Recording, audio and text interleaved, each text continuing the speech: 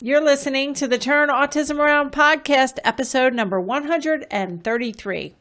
This week, I'm doing another solo show about parent-led therapy. In my new book, I talk a lot about parents becoming the captain of the ship. So whether you're a parent or you're a professional, I think you're going to enjoy this episode.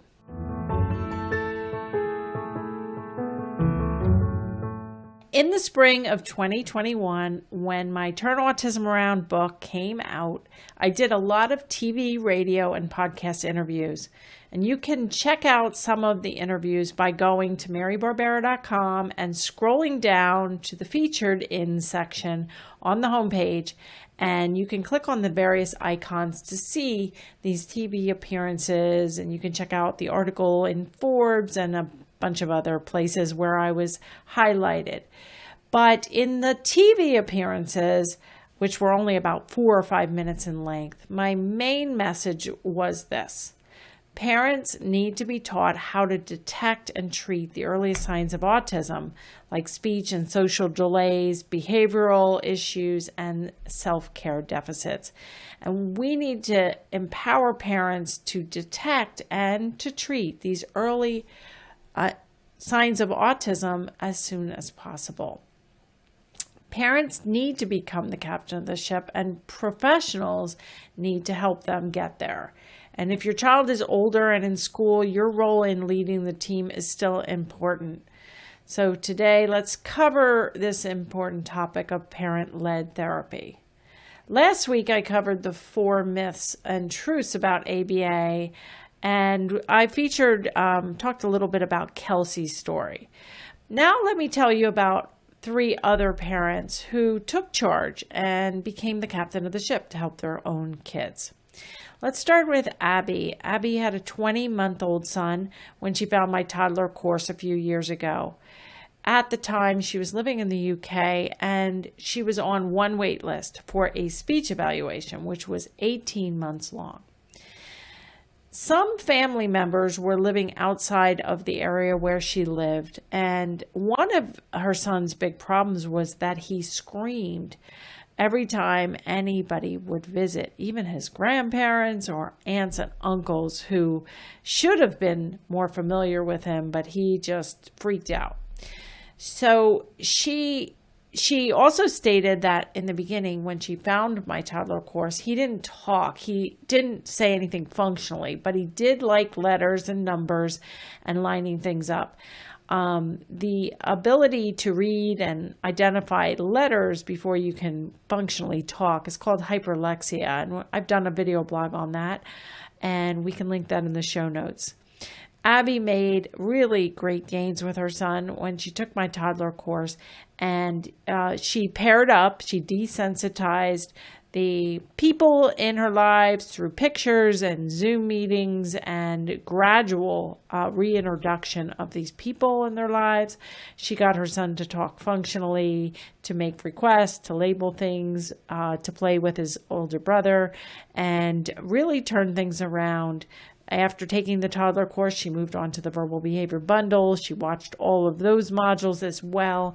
And she believes in her heart that she avoided the diagnosis, and she turned things around, and she even took him off the 18-month wait list for a speech eval. Another person who took charge was Michelle, and her daughter Elena is featured in chapter 8 of my new book. And Michelle is also featured in podcast number 78, marybarbera.com/78. We'll link it in the show notes as well. Michelle found my course shortly after her daughter's diagnosis at the age of 2. Her daughter just had a few pop-out words. She was throwing tantrums, scratching herself to the point of bleeding, throwing herself on the ground. And right after the diagnosis, the world shut down because of COVID, and Michelle was left home with her 2-year-old and a newborn baby, and wasn't working outside the home, didn't leave the home for a few months. And during that time, she made all kinds of gains with Elena, including a language sample done the day she joined the course, and Elena had 2 words in 1 hour. And then 33 days later, when she did her follow-up from completing the course, she completed it very quickly. She did another 1-hour sample, and instead of getting 2 words like she did at the beginning of the course, Elena said 180 words, including 2- and 3-word phrases, used contractions and plurals, and all kinds of language gains that really came quite naturally with mom just doing the course, not receiving any services, not even Zoom services. She made really nice gains, and that was a year and a half ago now. So Elena is now over 3 years of age. She takes ballet classes. She has no self-injurious behavior.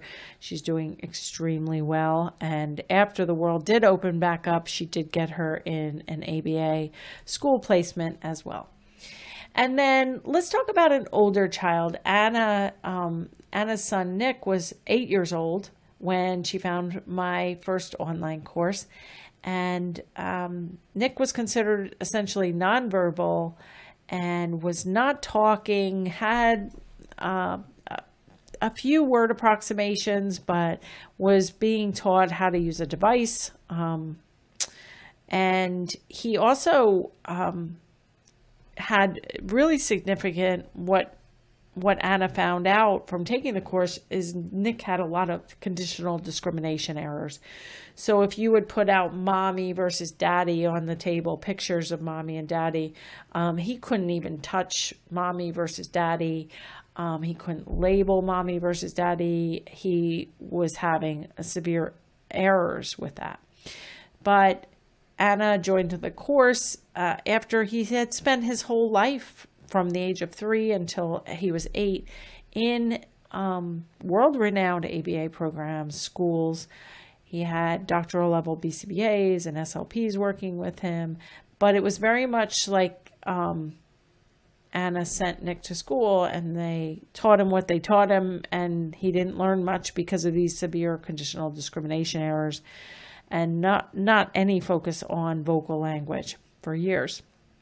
So when Anna purchased the course as a birthday present for herself, she learned how to teach Nick hundreds of words and get his articulation better and teach him to learn, teach him how to discriminate between things like mommy and daddy, among many, many other skills he learned.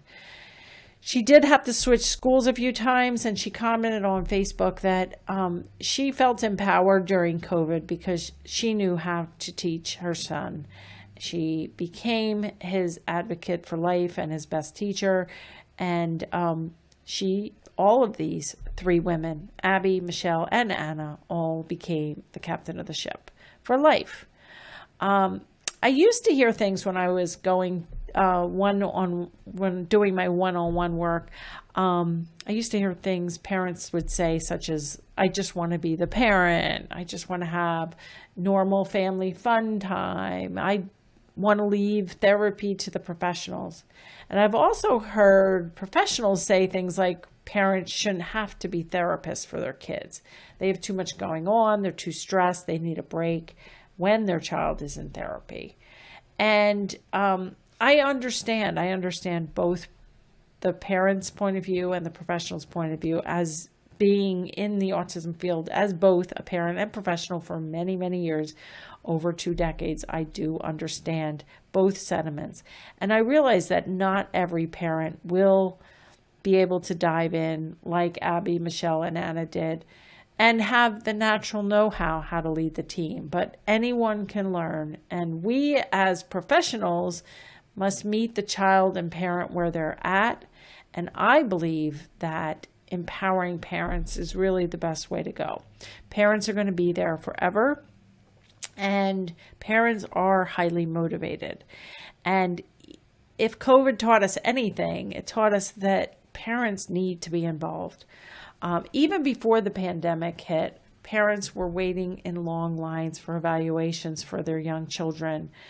Some of these long lines lasted 9 months to 2 years in many cases, just for that initial evaluation. There were also waiting lines, as documented by Abby, for speech therapy and occupational therapy, as well as ABA. The pandemic made the waiting worse and highlighted the need for parents to lead. I recently did a podcast with Dr. Catherine Lord, and we can link that in the show notes. That's a great episode. She is a very well-known autism researcher who has experience since 1969, and she's still working in the research field of autism. She's a wealth of information.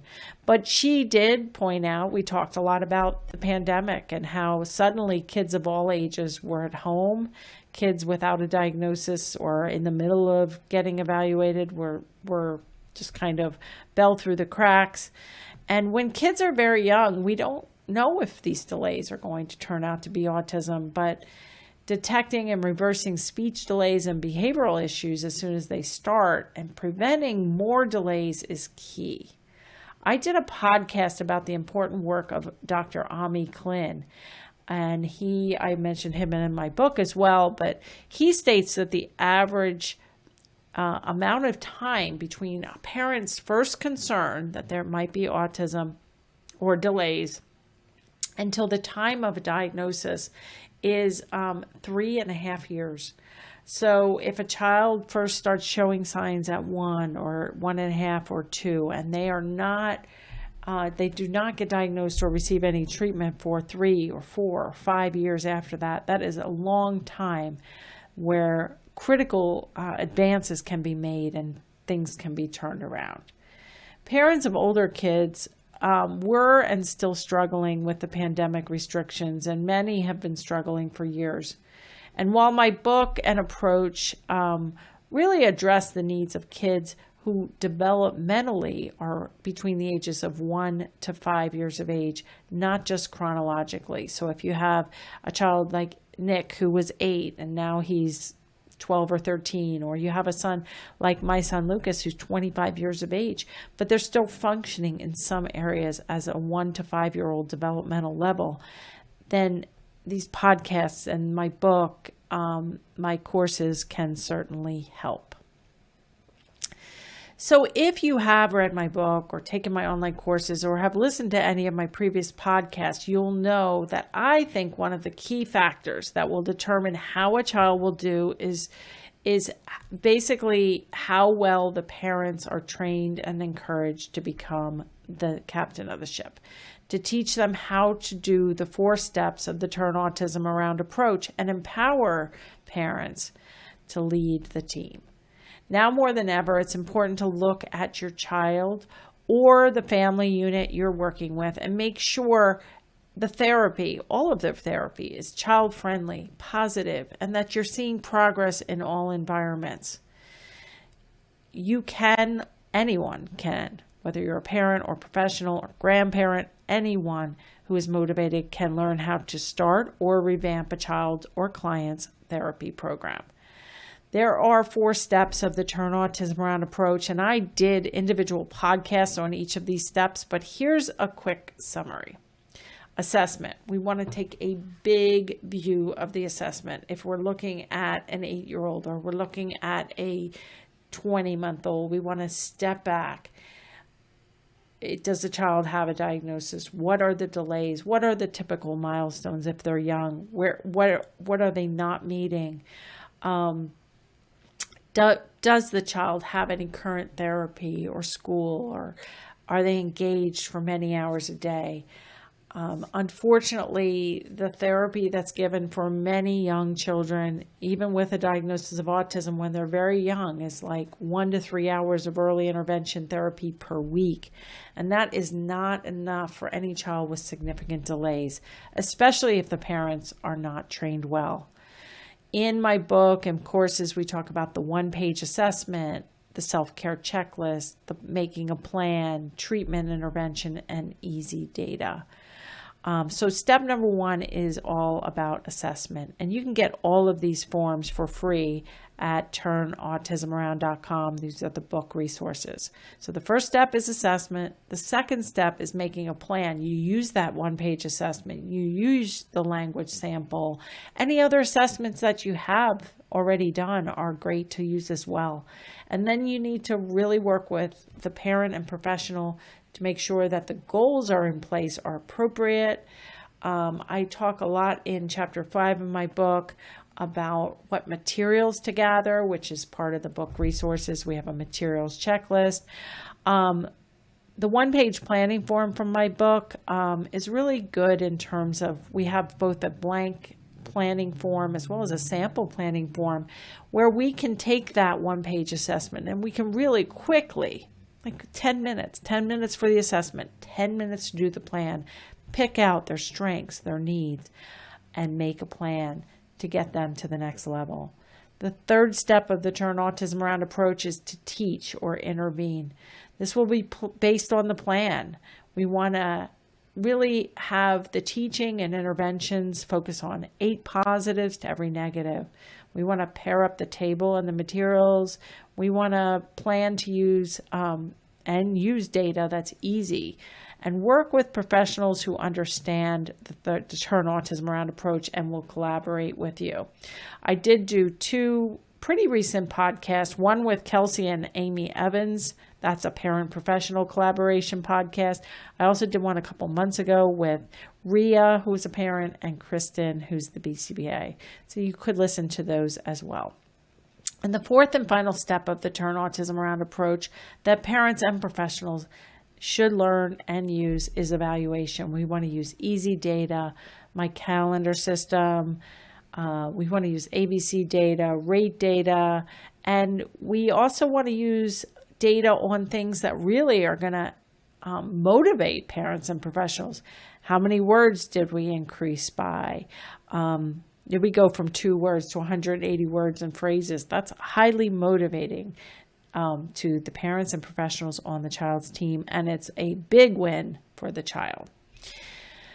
So if you have finished my book and you want to take a survey for a chance to win a prize, go to marybarbera.com/book survey. I would love to read your feedback. I do look at all the feedback from the book, and we can also use your feedback to help others, to motivate others to get involved, to focus on parents becoming the captain of the ship. If you're a professional, helping parents to become motivated to learn, motivated to teach, and motivated to advocate for their child. So my podcast goals are not just for the kids, but for parents and professionals to be less stressed and lead happier lives. And I do believe that learning more will help you feel more motivated, more empowered, and will help your own child or the children that you work with make the most progress. And I think that will lead to a better life for all of us. So I hope you like this short podcast episode on parent-led therapy. I will be back here next week, same time, same place. Hope to see you or talk to you then. If you're a parent or early intervention professional working with young children with signs of autism, or if you're a parent or professional helping older children with moderate to severe autism, you'll definitely want to order my new Turn Autism Around book today.